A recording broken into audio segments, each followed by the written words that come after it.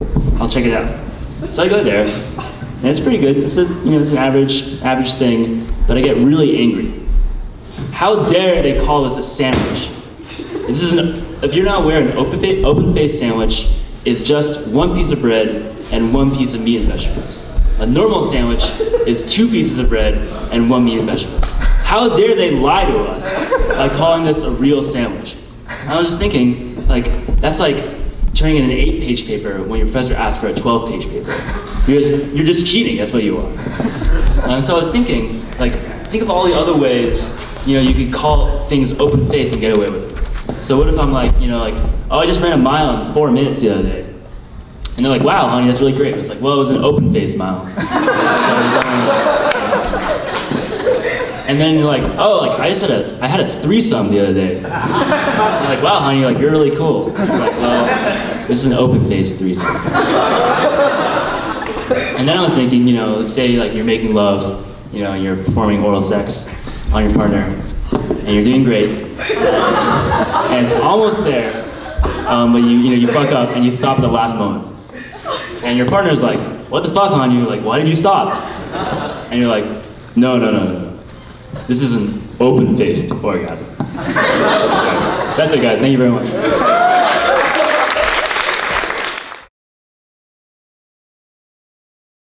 Up next, Gilbert.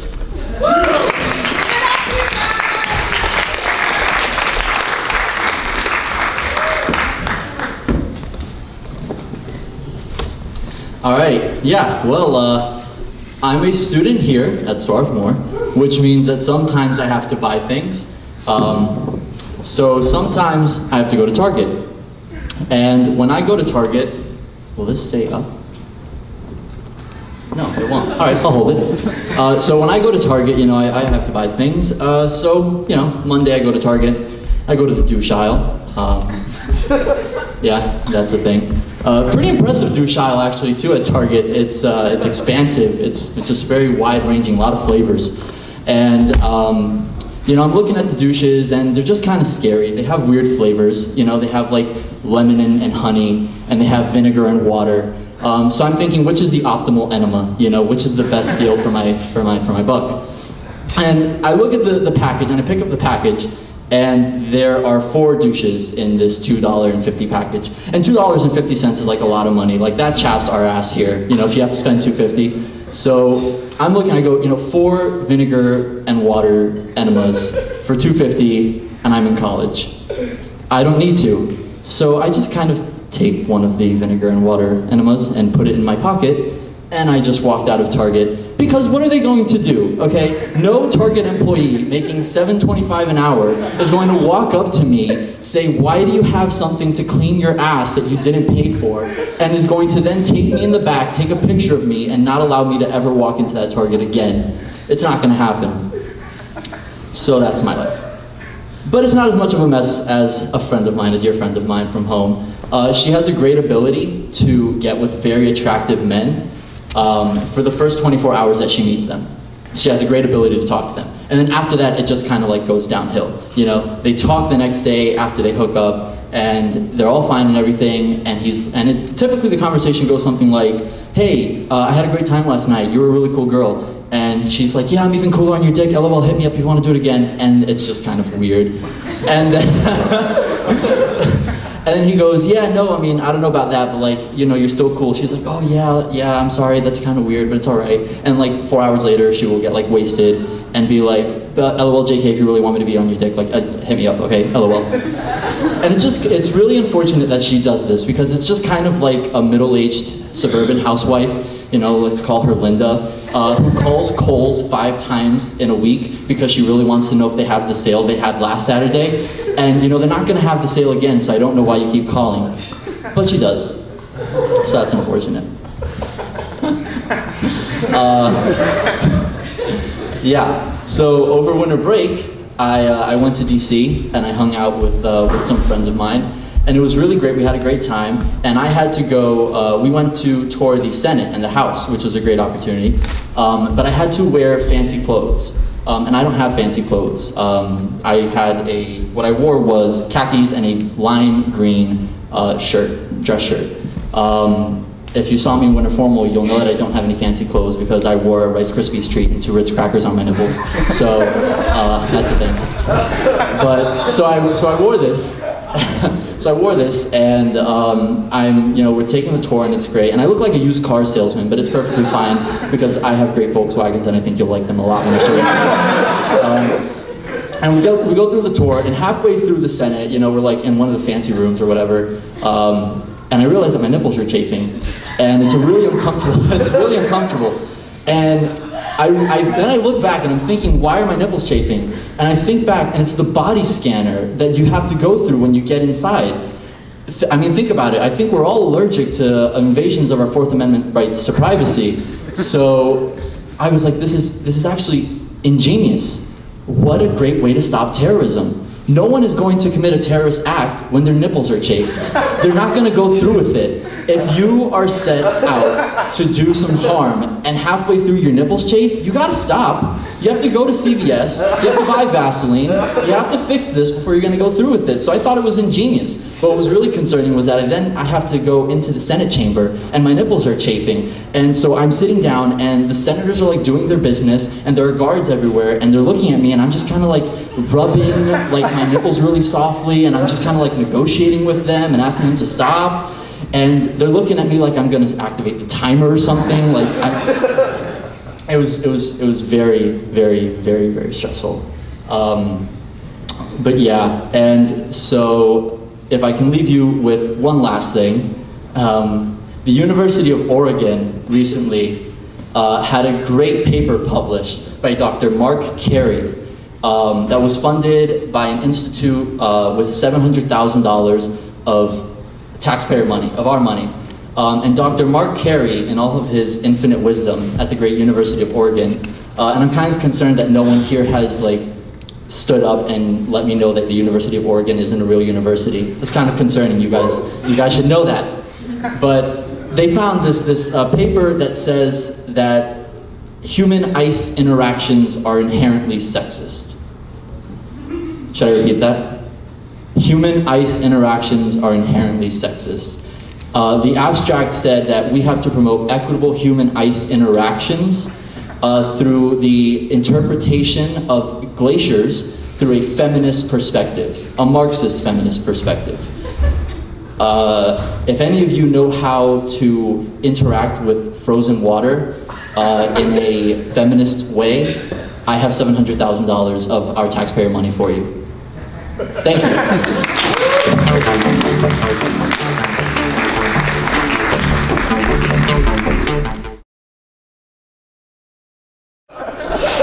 That was fun music. All right. Up next is a full half of the women we have performing tonight. Welcome, Ashley.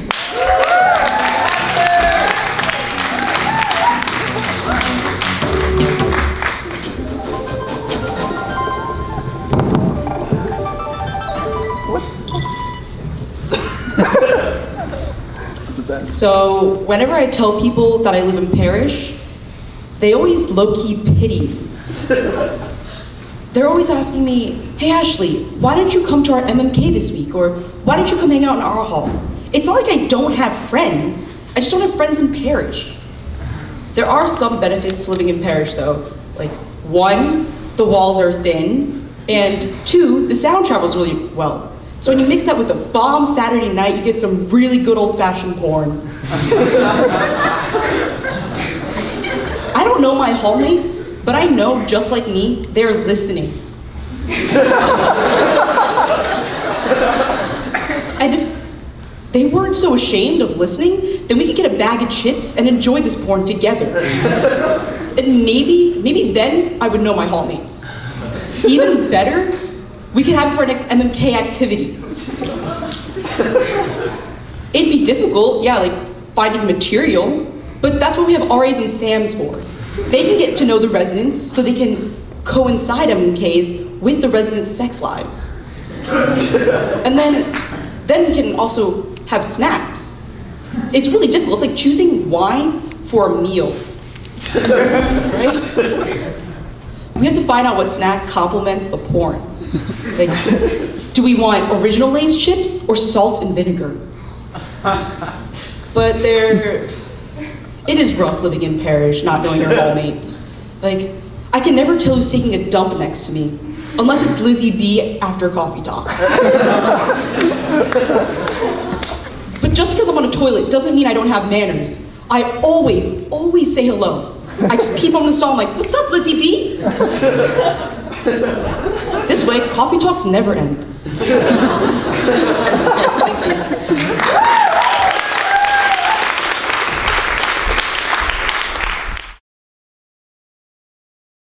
That was awesome. Up next, we have David Levy. Okay.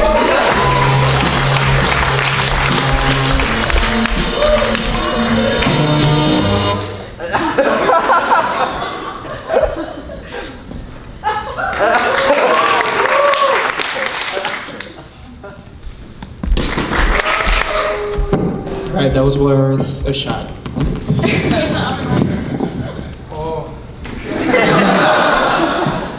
No, it doesn't work. Okay, never mind.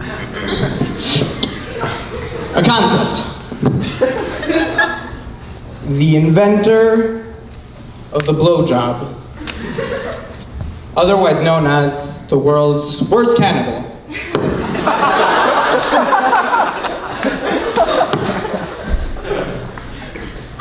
is a sibling of the world's dumbest cannibal, the inventor of the cunnilingus. There's not much meat down there, whatever. Their brother actually invented the soup. That's it. The thing is, I just feel there's something wrong in that, maybe like the gene pool in that family or something, because I mean, you got two cannibals and then you got the inventor of the soup, which is like, it doesn't take a genius to realize that yes, you can drink water that is salty and has other shit in it. Alright, I'm David. What's up? This is Jerry Seinfeld. You ever go to your house and you see someone and, what are you doing in my house? And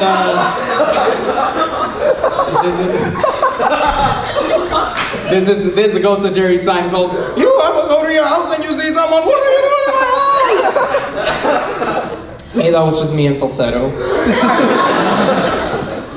Solipsism. You guys know what that is?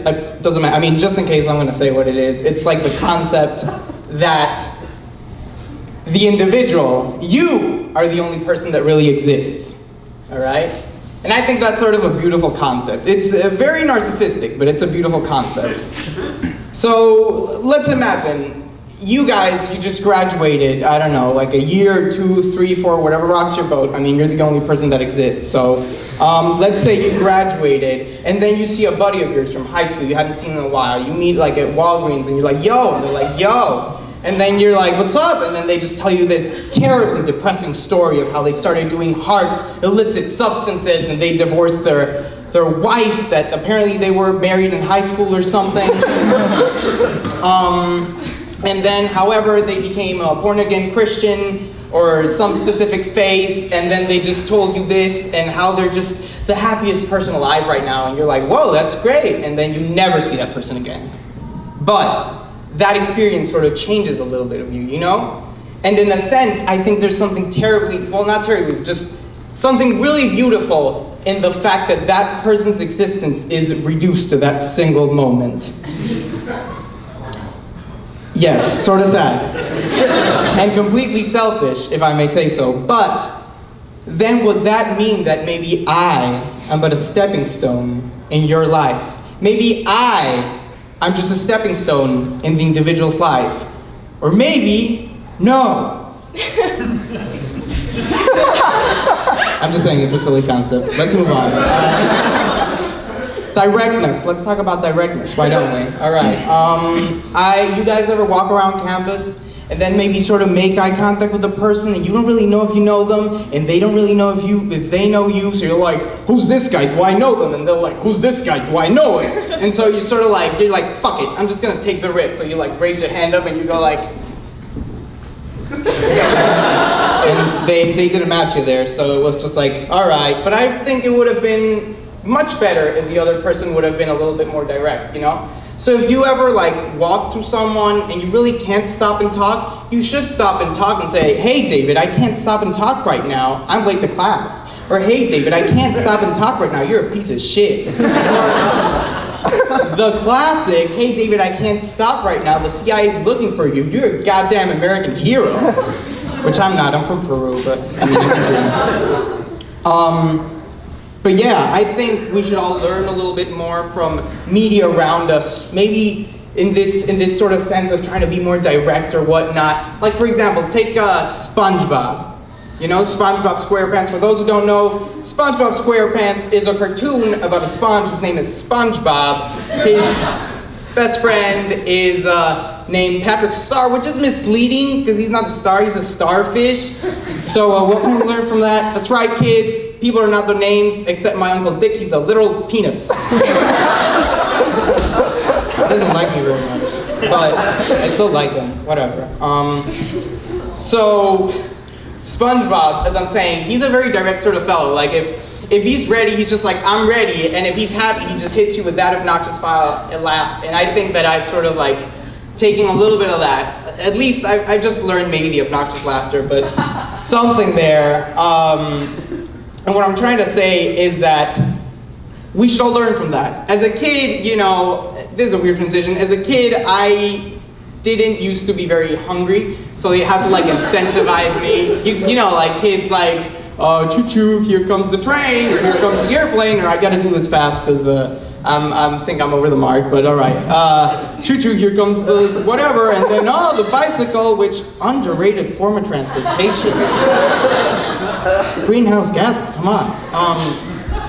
But for me, it was sort of like beets, you know, eat your beets, your mouth is gonna be red, and like Dracula. In my mind, it's like, cool, I'm gonna drink blood, or like broccoli, you know, small trees, eat your small trees. And in my mind, it's like, small trees, I'm gonna be big, I'm a big guy, I'm eating my trees, I'm powerful, I'm gonna take over the goddamn oil industry. And I would then watch SpongeBob essentially and see what he ate. And you know, you see all the time burgers, burgers, burgers. He never really actually eats that many burgers, he just makes them. But I just imitated what everybody there did. And most people just shoved burgers down the throat. And so I would, essentially, whatever I saw on TV, I'd imitate. What they shoved down their mouths, I did. That's why my parents never let me watch porn as a kid. Just sort of a harsh reality. But I want to leave you guys with I want to leave you guys with a joke I've been working on. I hope you like it. It goes a little bit like this.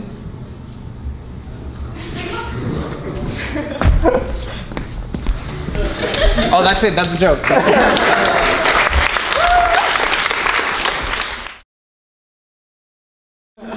All right, next up is Joe. Good luck.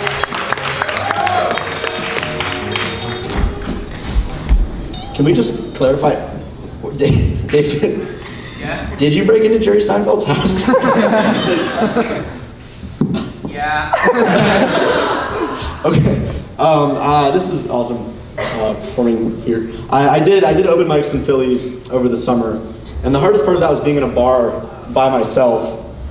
Because I always felt like I had to order a beer to blend in, and I don't know anything about beer.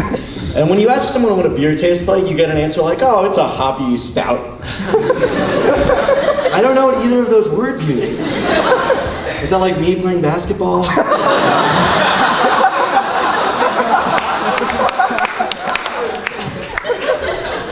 I am almost average height. Too much laughter there.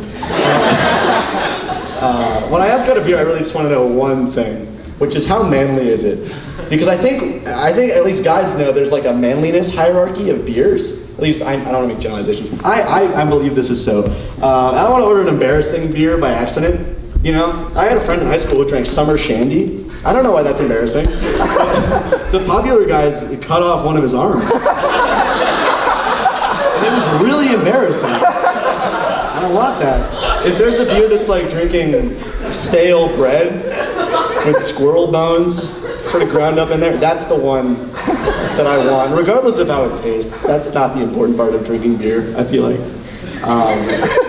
But the thing is, the more questions you ask to the bartender, the more he starts to look at you like he thinks you might secretly be a group of 14-year-olds. Like, I don't know anyone here. I'm not talking to anyone. I'm just sitting at the bar asking questions about what different beers taste like. And the more casual I try to act, the more suspicious it sounds. Like, oh yeah, I love all the kinds of beer. Tell me about each of your favorite kinds of beer. The first show that I did, I had to take a pretty long SEPTA ride, so I ended up showing up 45 minutes early with this fantasy novel that I had brought to read on the train. I was wearing a Lord of the Rings t-shirt. The bar wasn't even open yet. It's true. And the bartender looked at me like, this is by far the nerdiest group of 14-year-olds that has ever tried to sneak into this bar. And the first performer that night got up there and he starts off his set. He goes, well, he's a big beefy guy. He goes, I just wanted to let you guys know that I'm not a feminist. Because even if men and women are mentally the same, I'm still stronger. So if I'm stuck on a desert island with a bunch of women, I'm still gonna survive the longest. Okay, two things. First of all, that's not a very punchy joke. It needs to be a little punchier. Second of all, that sounds like the pitch for a reality show called Misogyny Island that I would definitely watch. But I'm worried that you would not be the longest to survive on that island. Because I think any group of people that get stuck with you on an island is gonna think about killing you. And maybe eating you. Because there's clearly a lot of protein there. I don't know what the situation is on the island, if there's food or... Anyway, the next guy who gets up there actually apologizes for the first guy to the women in the audience, which is maybe weirder. And then he says, this is word for word what he says. He says, but I'm not a feminist. Because feminism is like white women in a lifeboat. And women of color are in the water next to them. And the white women are asking them to help paddle, but the women of color are trying to swim and they're also worried about their hair. And mainly they're just worried about their hair. Which is incredible, because this guy just gave a nuanced critique of racism and sexism, and then he was racist and sexist in the same sentence. That's crazy, and he definitely knew it, too. He basically was like, hey ladies, I just want you to know that I'm not like that other guy. I've got morals. They're like a bicycle that someone got me for my birthday that sits in my garage, collecting dust. But I have them. So I went up there a little bit later. I told jokes about watching Netflix too much and being on Facebook too much. And the response from the crowd was something like this. No, that's not what it was like. But if you hadn't laughed, that's what it would have been. And the guy after me, he goes up and he's holding a beer, and the first thing he says is, I bought this beer with the money that I was gonna use to pay my phone bill this week. I'm not kidding, guys. So don't call me next week, because I'm not gonna have a phone. And it's at that point that I realized that I just told jokes about watching Netflix too much to a guy who can't pay his phone bill. So the biggest asshole here is clearly me. Thank you.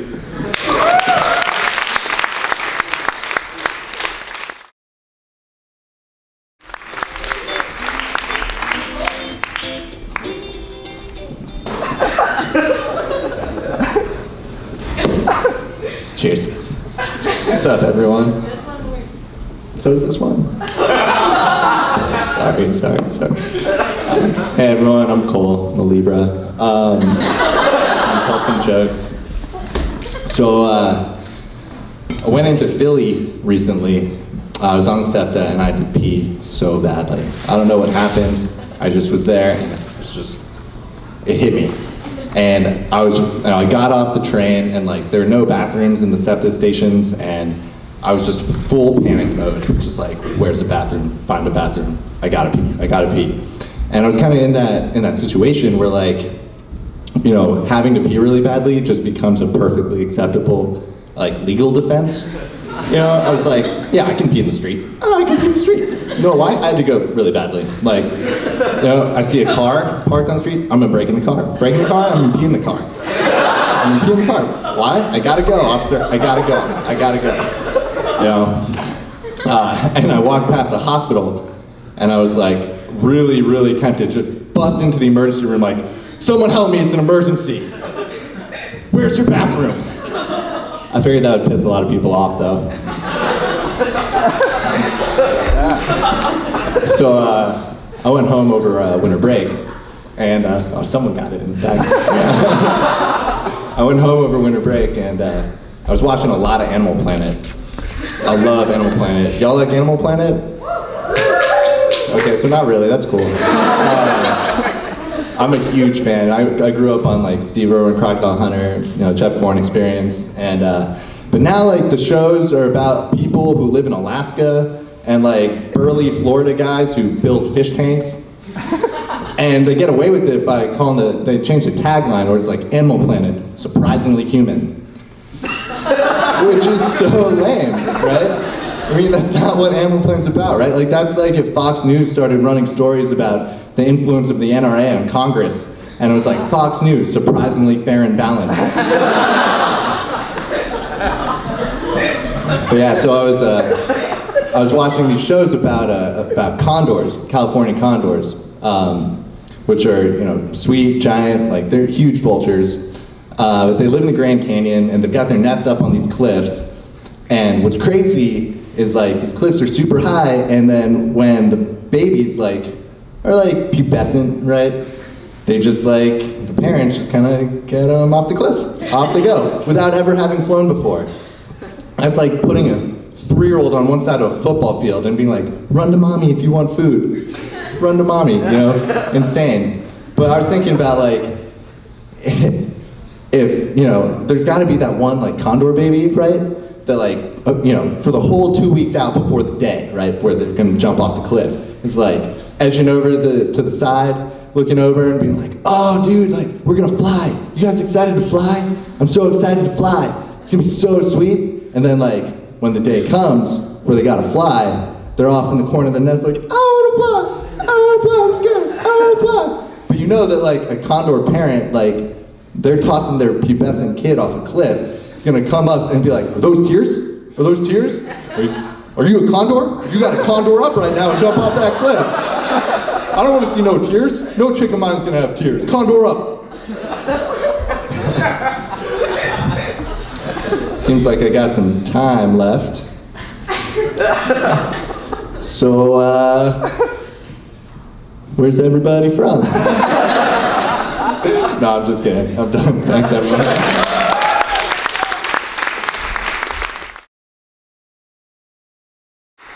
Next up is someone who I'm interested to see how he will play his own walk-up music. Welcome, RJ.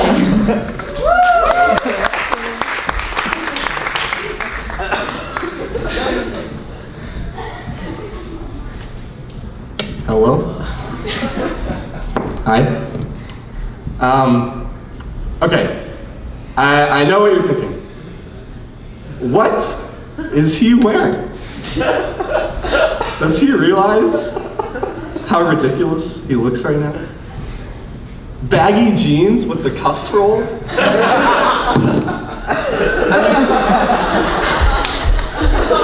Look at those cuffs, they're like 6 inches. What, do you buy these from the Gap? A desperate attempt to look like a hipster boy? Doesn't he see how they clash with his oddly fashionable medieval bird doctor mask? No, you guys are wondering about the medieval bird doctor mask. Sorry, I had to do a bit with this because I bought this mask for Halloween last fall, and it was sort of expensive, so I'm trying to get more mileage out of it. And I honestly, at the time, thought it would be a good long-term investment, you know, in case I needed it. Like, I don't know, there's another plague, or if I got an invitation to a full moon blood orgy. But those things haven't happened.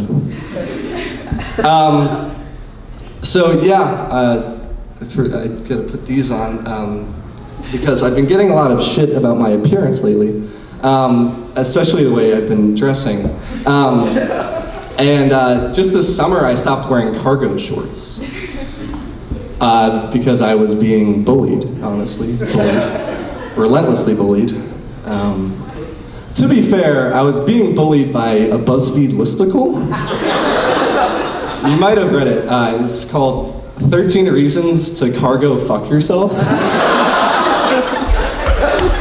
Just full of photos of young men, their midsections, they got the baggy beige trousers, followed by gifs of Kardashian sisters going, ugh, ugh, ugh. Or that one gif from Saving Private Ryan, Matt Damon in the fetal position, just traumatized, going, cargo shorts, no, it's horrible, make it stop. Yeah, so that listicle had a profound effect on me, the transition to not wearing cargo shorts has been really difficult because I'm really a cargo shorts kind of guy. I listen to Pearl Jam. I used to have a goatee. My left nipple is a 1/4 inch lower than my right nipple. Okay, that's probably a different insecurity. But just thought I should mention that. Anywho, I was talking to a close friend on the phone this morning, and out of nowhere he starts yelling at me. He just shouts, "RJ, you are a goddamn compulsive liar." It's crazy, right? This is my best friend of 11 years calling me a compulsive liar. I never would have thought I would hear that from President Barack Obama. I mean, it was way out of line. I said to him, you know, you got a lot of nerve saying something like that to me, Barry. And he was immediately defensive. He's like, look, you know, let me be clear. I apologize for that erroneous accusation. I'd like to redact it immediately. I'm like, yeah, Barry, it's cool. I realize you're really stressed out. You know, I can't imagine how you must be feeling. I mean, with this whole Donald Trump situation, I mean, like, what are you thinking about that? And I was waiting for him to respond. There was nothing coming from the other end. I was confused, so I looked at my phone, and it was an old boot. Just this old brown boot. Confused, and I looked down, and I'm completely naked.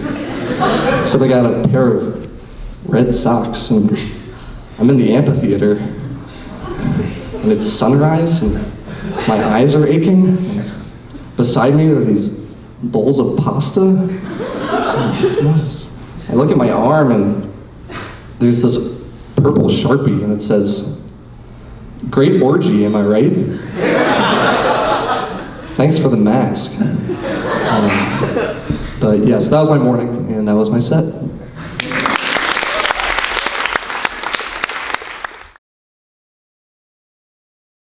Give it up, everybody, for Theo! Yeah.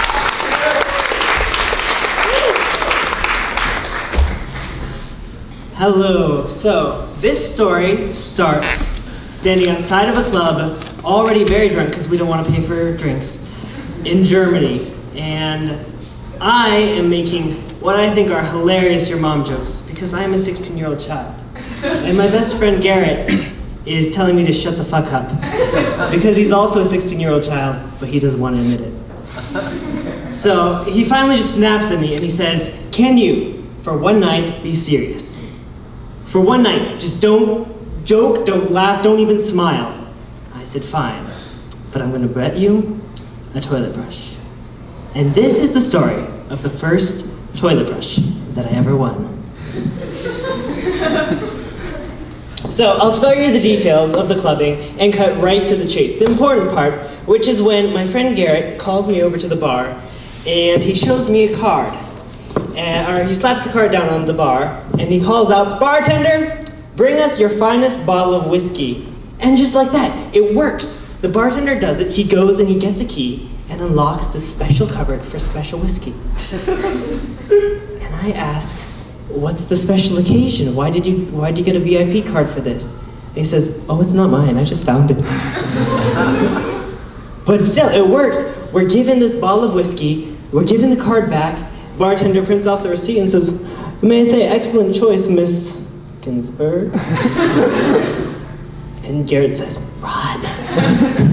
And so we take the whiskey, and we take the card, and we book it, and we find ourselves in the cocktail lounge where we sit down, find a table, catch our breaths, and then after several drinks, we decide, you know, we could probably try and use the card again, and we'd get away with it this time, right? So this time, I decide that I'm gonna go and I'm gonna try and buy fancy drinks for pretty girls. And I do this by sliding my way across the bar and whispering, excuse me, mademoiselle, can I get you something to drink? And the girl that I've approached looks down at the card that I just slid across the bar and says, oh my God, you found my card. Thank you so much for my card. These things are so expensive. To which I said, oh yeah, no problem, yeah. And then I ran away. In running away, I lose my friend Garrett. I don't know where Garrett is at this point anymore, which is fine until later in the evening when I realize that I need to go home and I don't know how to get home. I was counting on Garrett showing me this. So I'm searching this whole big club for my very drunk friend, Garrett, and I find him underneath the table. Literally under a table. He is under the table. He is also under this table. And I say, Garrett! Garrett! Garrett, you promised to show me the way home, Garrett. I don't know the way home. And Garrett said, I figured, oh no, Garrett's dead. So I ran away. And I came to the bus station by myself, and the bus times weren't posted, but there was no one there but a group of 5 large Turkish men, and Germans are racist. And they told me never to speak to Turkish people. But I'm like, I'm not gonna not talk to these people just because of their race. So I went up and I talked to them, asking them when the next bus was gonna come. They said, as far as we know, never. But in a minute, we're just gonna walk to Siegen and you can come too. I was figuring, you know, I'm not gonna pass up an invitation to walk through a sketchy city in the middle of the night with this group of strange men, just because of their race. So of course I did the natural thing and said, yeah, I'll come. I can see that some of you are actually uncomfortable for my safety. And the funny thing is, so was I. 5 minutes into walking through the strange city with these men, I'm like, this is a terrible idea. It took 5 minutes. That's how fast I sobered up, because that's how fast my metabolism worked, because I was a child. And like the fear starts to show on my face, and it must have been noticeable because one of the guys took out his wallet, and he took out his ID, and he handed it to me and said, here's my ID. You can hold on to it so that you know you can trust me. And then he did the same thing with all of his friends. He said, these are the IDs of my friends. You can hold on to them so you can trust all of us. And this is actually the system that the club that I just came from, this is the system that they use to keep us from drinking and dashing. They hold on to your ID. These guys just came from the same club as me, and if we know anything about this club, it means that I should actually trust them less. Because you know one thing about what happened at the club, and that is you know that I tried to hit on a girl with her own money. So we should not trust these people. But it's better than nothing, so I just say, okay, fair enough. But then I start to think, if he was gonna beat me up in the first place, after beating me up, he could just take his ID back. And so I say to him, know this, if you try to beat me up, I'm going to eat your ID. So that when the police do an autopsy of my body, they will find your IDs inside of me. To which he says, fair enough. So I realized almost immediately that this does not actually solve any of my problems. It's a big laminated card. There's several of them. I could chew them up. Could I swallow them? And they wouldn't be legible after all. Would they even think to look inside of me? And so all of this is going through my head when one of them behind me trips. And I don't know why, but all this is going through my head and I'm really nervous, and for some reason, I just run away. And I'm running down the street, just losing IDs all the way. And I get to the bus station finally. Around the corner, there's a few shops there. I dash into the first one, which is a McDonald's. And I see sitting in one of the booths, passed out in the corner, is my friend Garrett. And I just run up to him, and I shake him and I hug him and I say, "Garrett, you're alive? I thought you were dead." And he looks up at me, he says, "Theo, you're smiling." I said, "I don't care, the bet was stupid. It doesn't matter, I'm gonna pay up, okay, don't worry about it." And we take him home. The next morning, he says, "Oh, I feel terrible. It's like I drank an entire bottle of whiskey." I said, "You did."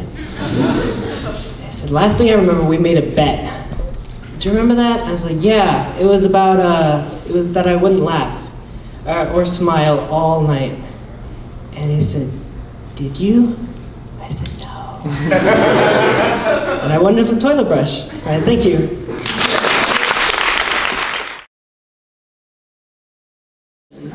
Up next, PJ Trainer.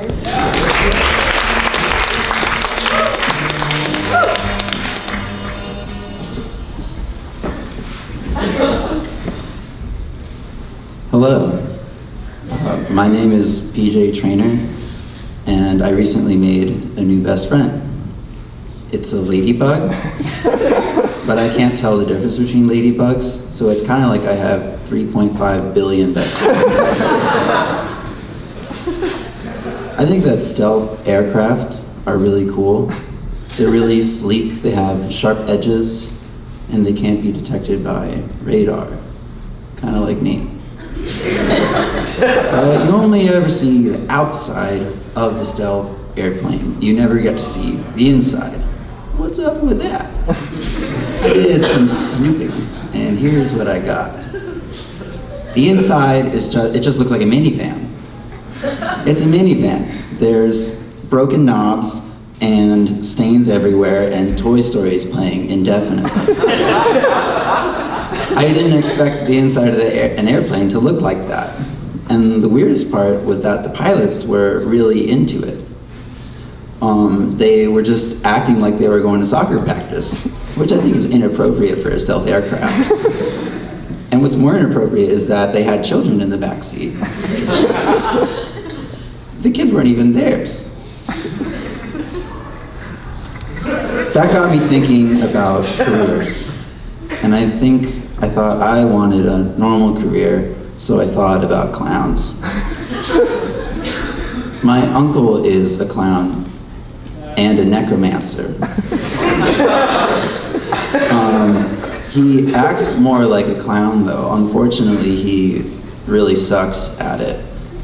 He does clown stuff, like one time he painted a kid's face, but since he's a necromancer, he accidentally took his soul forever. Which is not a nice birthday present. And he does balloon animals in a way. He just doesn't use balloons because they're too expensive. So he just uses dead animals and brings them back to life. Also not a great birthday present. I've considered other careers, because that's not for me. I have thought about entering the hunter-gatherer societies, but I realized that in a hunter-gatherer society, I would just be the berries. I think I qualify for the hunter or gatherer position. I have the skills for either, but I just relate more to berries. It's mostly that I have an overwhelming fear of being baked into a pie, which is not a reasonable fear for a hunter or a gatherer to have. But it's a very real thing for a berry. Berries have other fears, like being blended into a smoothie. That's not a fun way to go. Or being put into a parfait, that's one of the more pleasant ways. But the worst fate for a berry is to be confused for a person named Barry. I wouldn't want that. Thank you.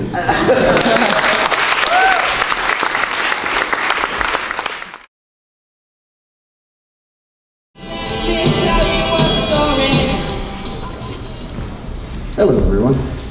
This is only my second time performing stand-up at SWAT, so let's hope this is one of those things that's better the second time around, like sex, or statistically speaking, marriage, or taking a shit so big that it clogs the toilet at the family reunion. Because the first time that happens, super embarrassing.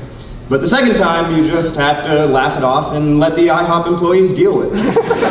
So, here's to this performance being a giant shit. I'm gonna tell you one of my most beloved stories from childhood. The story of my first erection. It was at a county fair. I know, classic. I just love county fairs. I mean, the food is heavenly. Batter covered, deep fried heaven. And there's a lot of wacky things that you can get. But my favorite has always, will always be funnel cakes, which is something that makes absolutely no pretenses at being food. I can only imagine the creation of the funnel cake when something like this, just someone saying, I've got all this fat and carb mixture that I use to cover everything else that I deep fry. Why don't I just put that straight into a ketchup bottle, squeeze it directly into some boiling hot oil, and then just throw sugar on it. Just tons of sugar. That's how I like my food created. So every day I would go to the fair, I'd buy one of these, and I would go to a freak show, pay $1, see the bearded lady. But it was not her beard I was looking at. She did not need to wear a bikini to show off her facial hair. So I went in, took my male objectifying gaze, fixed it on her facial hair, and then one click down. And that's how every day went. I got a funnel cake, saw the freak show, and then left with my own big tent.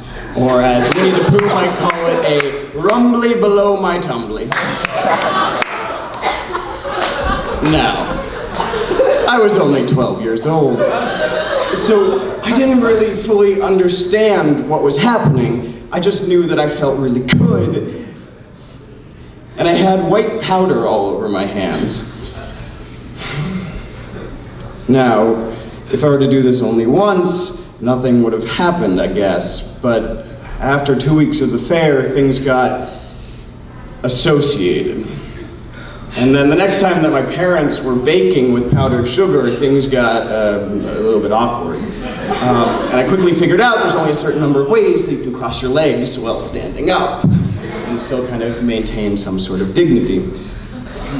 But as I slowly grew older, I was a pragmatist, and I realized it's just something I'd have to live with. And there are certain career paths that wouldn't be an option for me. Being a baker, obviously, because that is not how you make donut holes.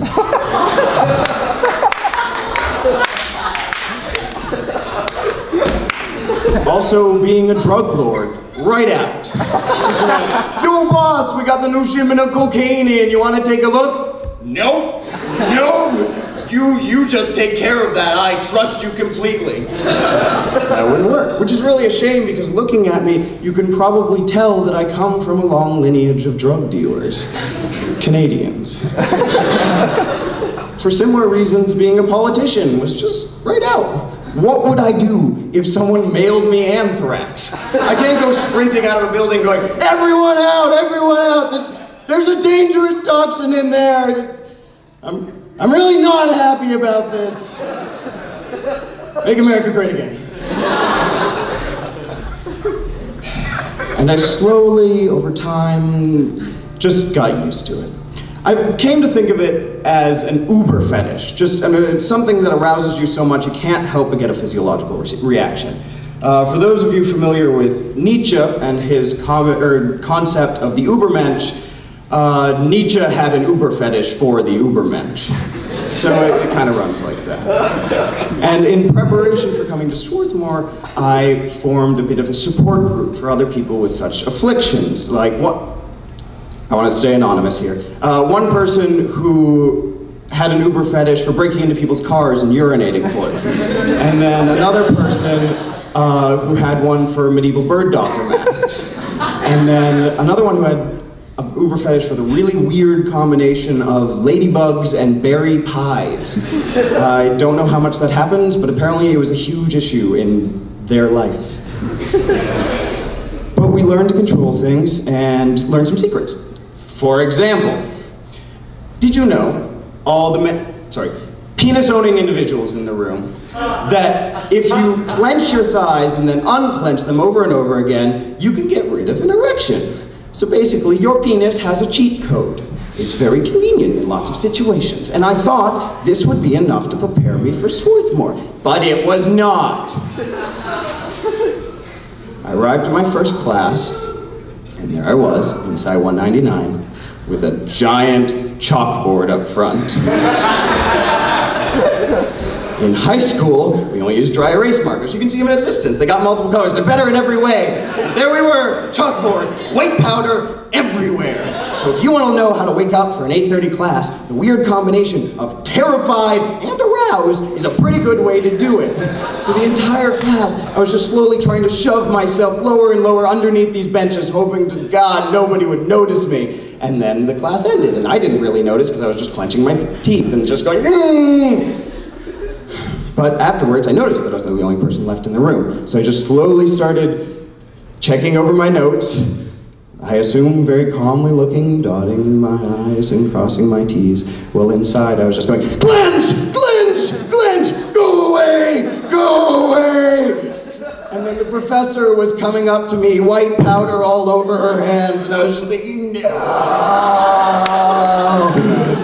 She comes and says, excuse me, are you doing okay?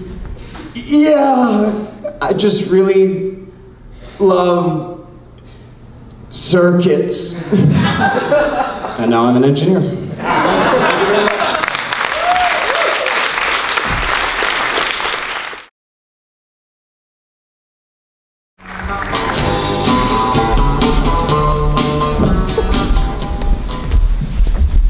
Hello, everyone.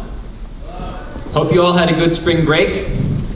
Mine was pretty uneventful. I just spent the week with my family. Although I did have a near-death experience on the flight back. We were coming into Charlotte, making our landing, into Philadelphia, excuse me, making our landing approach. And the flight attendant said, "We value your business and hope you had a comfortable flight." And I died of hypocrisy. And if you can believe it, I ended up in line for the pearly gates for heaven, and even St. Peter was there. And there were two people in line ahead of me. And the first one steps up to the gate, and St. Peter says, "What is your name?" And the man says, "I'm Joe Rourke. I was a taxi driver in Las Vegas." And St. Peter says, "Well, welcome to the kingdom of heaven," and gives him a golden robe and a golden staff. And then the second person walks up and says, "My name is Dave Gilchrist. I was a preacher at Beulah Baptist for 40 years. And St. Peter says, "Well, welcome to the kingdom of heaven," and gives him a cotton robe and a wooden staff. And the man says, "Well, St. Peter, I don't mean to be ungrateful, but how come that taxi driver got a golden robe and a golden staff, and I, the preacher, only got a cotton robe and a wooden staff?" And St. Peter says, "Well, up here we go by results. While you preached, people slept. While he drove, people prayed." Fortunately for me, the airplane hit the ground at that point, and it jolted me back to reality. My first class back was biology, and it's a really great class, but I've started thinking about the problem of sexism in science, and specifically biology. For example, it gives 9th grade boys a socially acceptable excuse to talk about reproduction, which I think is a bad, inherently dangerous. But the real problem is in the day-to-day operation of the science. For example, when a membrane folds in on itself, it's called invagination. And this might not be a bad thing in itself, except when a membrane does the opposite, sticks out a protrusion, it's not called expenisation.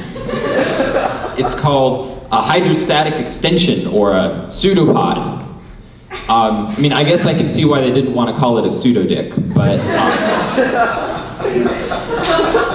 and I mean, just, again, giving men an excuse to say invagination seems like asking for trouble.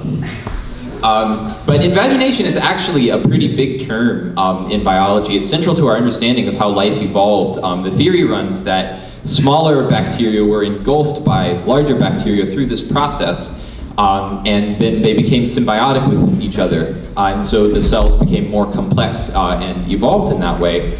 Mitochondria, for example, are postulated to have started out as rod-like bacteria that were then engulfed by larger cells through this process of invagination. Can you imagine what the cover of Science looked like? I can't imagine anyone reading it with a straight face. How life began. I mean, any 9th grader could have told you that. But I think the real reason that male scientists don't want to make this equal is that in endosymbiosis, as it's called, when there is an invagination and an engulfment, the entering bacteria becomes totally dependent on and enslaved to the larger cell. And the larger cell becomes more complex, more able, and just has to provide the smaller cell with energy. And I think people didn't want to admit what an excellent metaphor for the male sex life this is. Also, I think about biology because my mother's a doctor. She majored in biology. And she used to work in hospitals, and one of our favorite times, me and my siblings, was when she'd come home from the hospital and we'd gather around and she'd tell us doctor stories. For example, her pager rang and she picked it up, and on the other end she heard a nurse saying, "Dr. Hine, Mr. Smith is spreading his feces on saltine crackers and eating them. We need you right away." But I think her best story was one night she was staffing the ER, and a man came in with 2 horrifically burned ears. And she asked him, "Oh my goodness, how did this happen?" And the man says, "Well, I was doing the ironing and the phone rang. So I put the iron to my ear." And my mother says, "Oh, well, I see, that's terrible, but how'd you burn the other ear?" And the man says, "Well, then I had to call the ambulance." Thank you very much.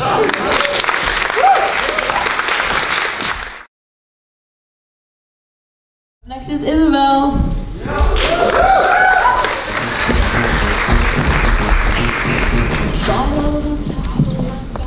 Hey guys. So, the other day, my boyfriend was standing and he was like, everyone kind of agrees that we go a little overboard on PDA. And so like we were, and so, you know, he was like, I don't know where we were in like outside of Psy, and he like looked deeply into my eyes and he had his arms around me and he said, "Isabel, one of the things that I really love about you is that you don't get offended that easily. Like you're really like, you're a very tolerant person, and like I feel like I can say whatever I want around you. You dumb bitch!" And then he laughed hysterically. He literally, and yeah, and so that was just an anecdote I wanted to share. And then, so when I was a kid,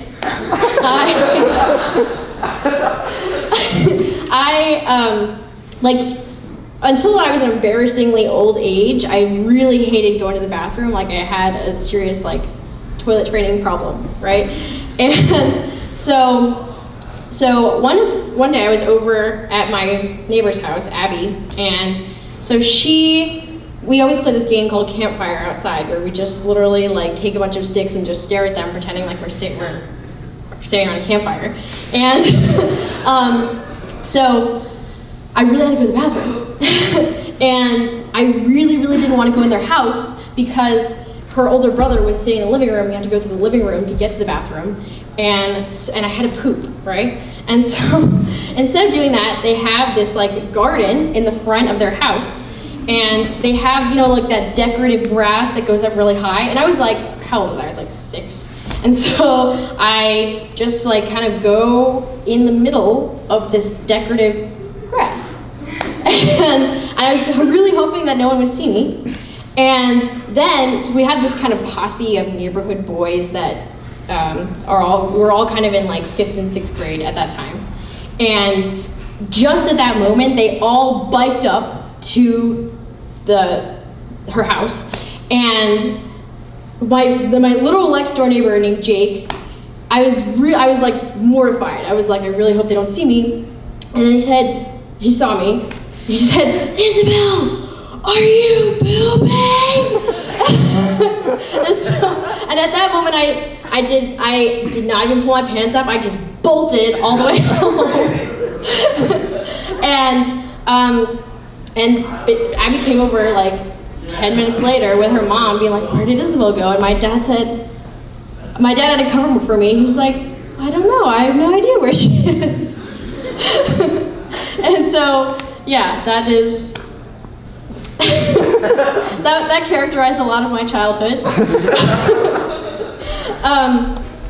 So I live in Wharton, and like I think most people in Wharton, I have a mouse story / cockroach story. And mine in particular is kind of this like superhuman mouse, super rodentine mouse.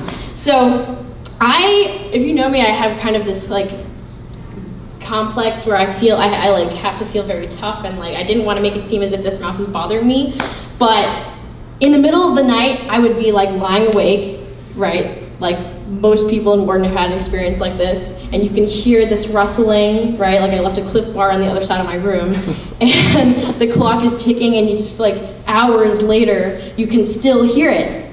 And so what I tried to do is I tried to like get rid of as much food as possible and like put it in my fridge. And what I did with a lot of my food is I just put it in this bag and I put it on this hook on the side of like 4 feet up on the wall, right? And I was like, there's no way they can possibly get into it. And so one day in the morning, in the middle of intercourse, there was this rustling that I heard from the bag on the wall. And then it slammed to the ground. I have no idea how it got in. It had like either this like it just flung itself up 4 feet onto the wall, or like came down from the ceiling or something. But then this was the moment in which I was like, I have to do something about this fucker. And so I called and got mouse traps. And for like 3 weeks or so, nothing happened, right? And so there was one day when I was just sitting in my room doing my laundry and like folding my laundry, and I hear this like click, right? And I did not register to me at first that it was the mousetrap. And the mousetrap was behind my dresser, and then I hear this blood curdling like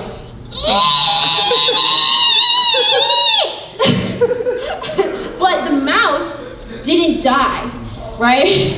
So like then I heard this like tapping noise, and it was because it was flailing its little body into the side of my dresser, right? And so I had no idea what to do about it, and I was just standing there. I kind of crawled up on my bed, acting, like I was, I'm in control of this situation, and so eventually it made its way out from behind the dresser, so I could see it. It locked eyes with me, like. It was upside down, its little body, half of its guts are being enclosed by this mousetrap. And at this moment, I had a lot of existential thoughts. I was like, this is one of those defining moments in your life where you decide who you want to be, right? And so I thought to myself, okay, I mean, maybe I could try to like put it in the trash can, get it outside, like what is the most humane thing to do in this situation? I don't know. And then this this red haze kind of clouded my vision, you know, like in video games when that happens, and I knew what to do. And so I took my econ textbook, and my intro econ textbook is about this thick, and I was like, wah, wah, onto the house, and so it was dead. And now I have a mouse-shaped blood stain in the middle of my room. And I would say that's one of the most defining moments of my life up till now. Thank you.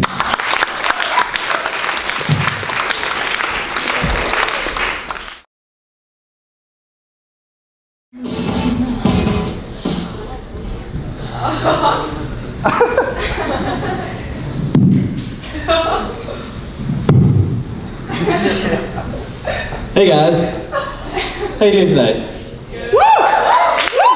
Well, this is my first stand-up. Yeah. Thank you. And I would like to start off by starting with an embarrassing moment in my life, as you always start things off with. So, one day, I was walking to my school. It was wintertime, and I was walking down the street, and this cute girl was walking up. I'm like, you know what? I don't got a chance. And I keep walking, I'm walking, and before I know it, I'm on the ground. I slipped on ice right in front of her. She looked at me, started laughing, kept walking off. I was like, talk about an icebreaker. And the best part is, so it's spring, and she doesn't go to my school, because the girls at my school just aren't quality. Let's put it as that. I went to an all-guys school. So, I happened to be in her school one day, for reasons, and as I was walking out, there she is right there in the lobby, and she's like, hey, I look over like, oh, it's her. I was like, hey, and she was like, don't slip on any more ice. And I was like, oh, it worked. And so I got to thinking, we need to evolve our pickup lines. Instead of like, you know, these one-liners, let's do embarrassing ones. Like, you know, go up to a girl and be like, or a guy, anything we were into, be like, hey, I have premature, thank you, good night. Or, even better, hi, I go to Haverford.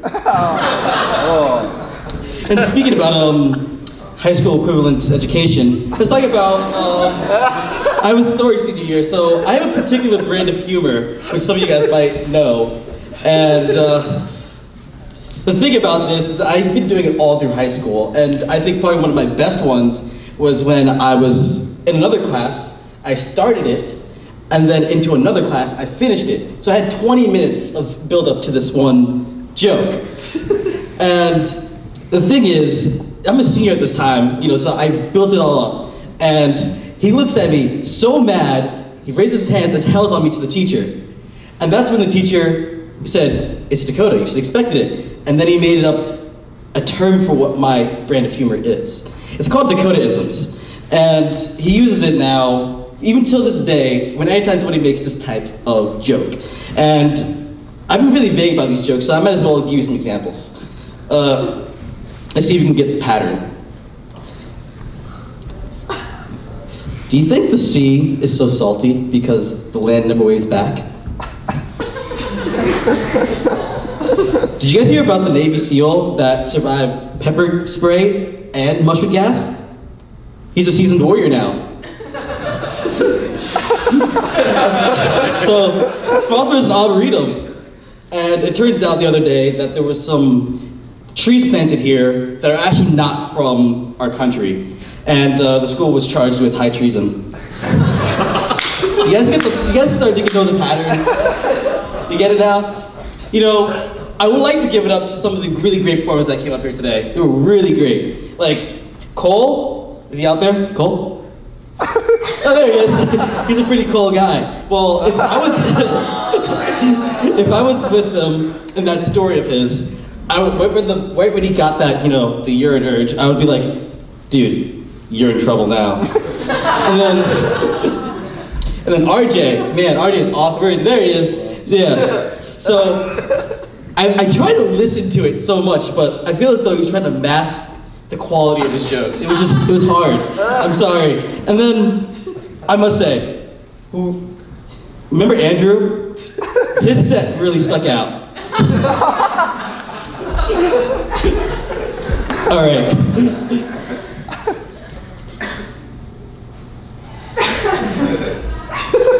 Sorry, my jokes are a little bit phony.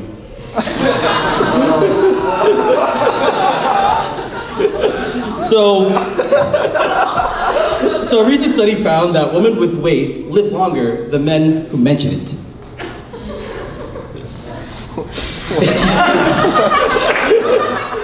All right. Isn't it great that we're living in the 21st century, where deleting history is more important than making it? Okay. All right.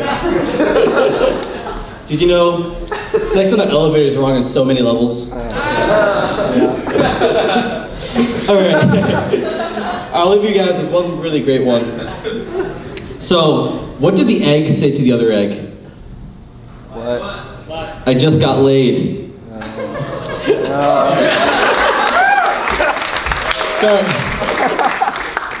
Sorry guys, I really cracked myself up. Well, this is the end of my jokes. Have an excellent night.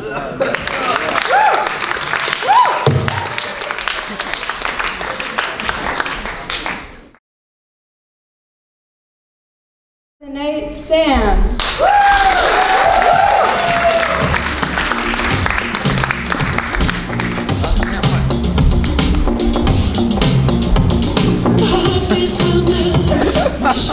Why are people already laughing? I know why, because I look different. I'm sober, I get it.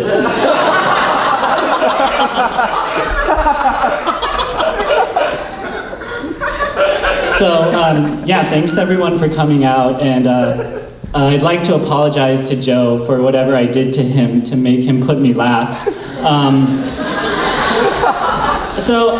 Okay, now it's time for some jokes. I've been like kind of following the Asian American response to the whole Peter Liang thing. It kind of goes along the lines of, if white people can kill black people, why can't we? And it's caused me no shortage of internal bleeding. And so in the Enlightenment tradition of the Parisian salon, Simon, that's a French word, educate yourself. I have written a political poem denouncing these Asian neocons. It's in whatever the fuck meter I want it to be in. And I call it, How Could You Do This to Me? Governor Jindal and Governor Haley, how could you do this to me? When mommy said always get A's, she meant from the teachers, not the NRA. When she said you need to save money, she didn't ask for this neocon greed. When she said stay away from black people, well, okay, I don't know what she meant by that one. But it's probably because she knew your racist ass would get beat. But worst of all is you, Robert E. Lee. How could you call yourself Chinese and disobey your own Union family to fight for the Confederacy? Voltaire is gonna get back to me with some edits. So right, yeah, I think the Asian American community is facing way bigger shit than like this Peter Liang bullshit, like gentrification, you know? Like, you know, when a Asian grocery store is replaced by something like Vons, Albertsons, wait, that's a drugstore, Whole Foods, you know, that kind of thing, we lose something. We lose something. In my family, we call it white rice. Because these new stores only sell brown rice, which my uncle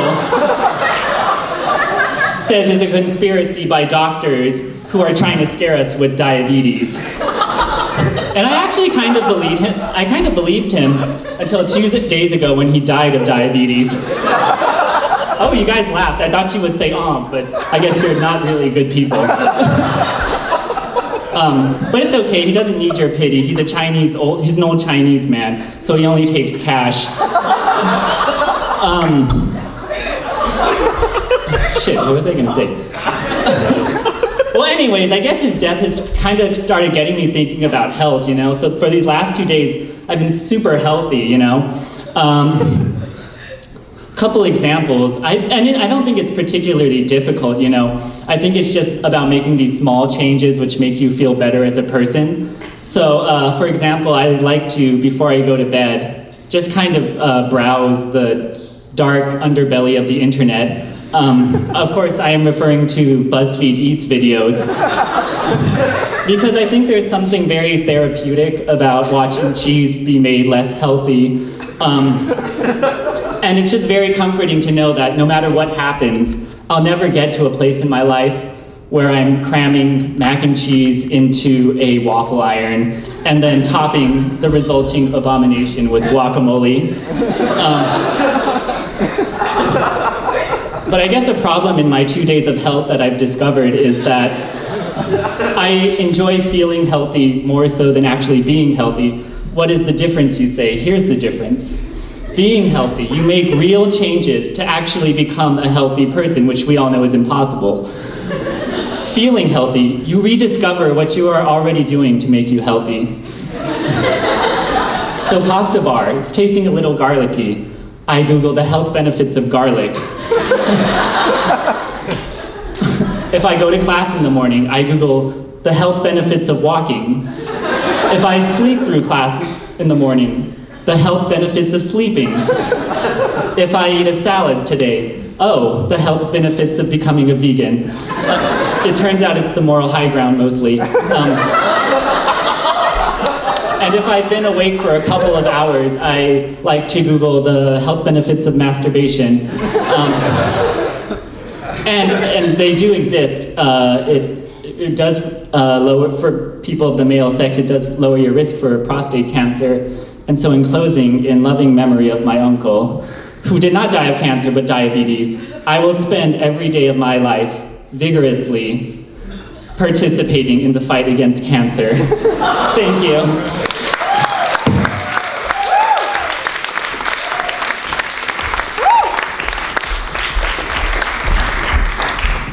Okay. Let's give it up one more time for all our performers.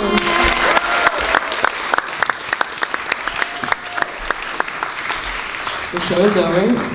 Yeah, that's pretty good because I've been holding this nervous poop in my rectum since it started. That was weirder than you said you would say that. All right, everybody go home. Good night.